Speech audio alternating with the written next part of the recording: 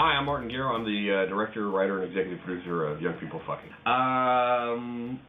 Well, I grew up in Ottawa, Ontario, which is our nation's capital, of course, and I went to Canterbury High School, which is an arts high school where I basically developed or started developing all of the skills that I have now. I mean, Canterbury was great because I used to write and direct and act, and it was a very kind of enriched environment. And then just out of high school, I got a real taste for it there, and kept going, and have been very fortunate enough to be able to make a living. Sure, like every kid, I loved Star Wars and Indiana Jones and superhero movies and stuff like that. And then as you get older, you start finding like the Woody Allen movies and Spike Lee and that kind of opens you up, and Mike Nichols and stuff. So yeah, Stargate really speaks to that kind of Stargate would have been the job I would have died to have when I was in my teens, and this movie is the job that I would die to have when I was in my 20s. So it's kind of I'm very happy with it, what I've been fortunate enough to do so far. So far they've been overwhelmingly great. I mean, like it's an interesting thing to have written a movie that is very specific to our lives, to me and Aaron, and to have it kind of resonate with so many other people, and the surprising thing is it's not just young people. I mean, like I sat behind a couple in their 70s, and the whole time in the movie they were just kind of poking each other and saying like, oh yeah, you always say that, and so it's obviously these sexual problems and complications don't know generational bounds, and so I think oddly enough we've made a movie that although geared towards young people is hopefully for everyone.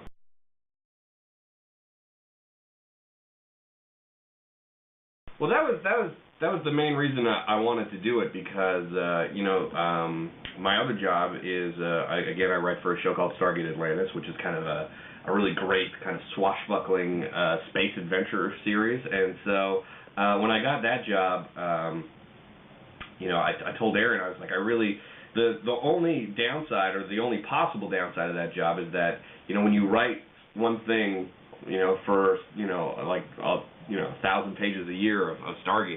So I just wanted to do something that was 180 degrees from that, just as a kind of a side project that I could work on the weekends or nights, and this was kind of the opposite. It was a very there's swearing and a lot of sex, and it's more about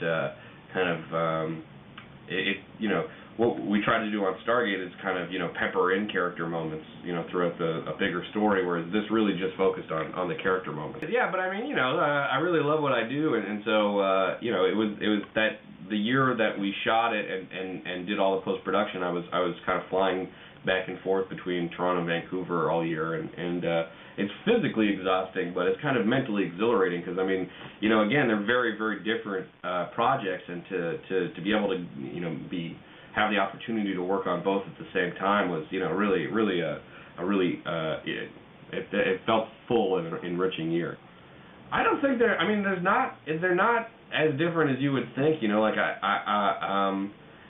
my favorite part about science fiction is telling like the great thing that you can do with science fiction is you can tell stories with your characters that you couldn't do in the real world. Like you can have alternate realities and time travel and all that stuff.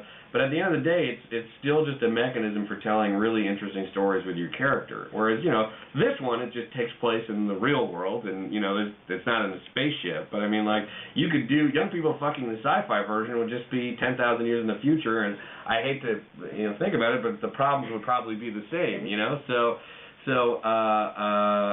it's all about the characters. It's all about ideally a good story, and I think that's what they both have in common. The film was very well received in Toronto when it came out of the festival. I mean, the Bill C-10 is we're kind of an easy target to be in the middle of all that because we have a swear in the title and no one's seen the film. So it's easy for them to say, oh, this is a very controversial and pornographic film. I mean, it does have fucking in the title, but I think once it gets out and people have a chance to see it, I think all the controversy is going to go away because at the end of the day, I don't think it's a very controversial film. I think it represents kind of the honesty and frankness of the film and the fun. I mean, I think it's a fun title, and I think the movie at the end of the day, the number one thing the movie has to be is funny and entertaining. You know, it's kind of been mired up in this political controversy, and so the film is not important that way. You know, like it's been given like a credence. It's not, and so it's easy for people to lose track of the fact that it's just a good time, and hopefully they'll see it and enjoy it.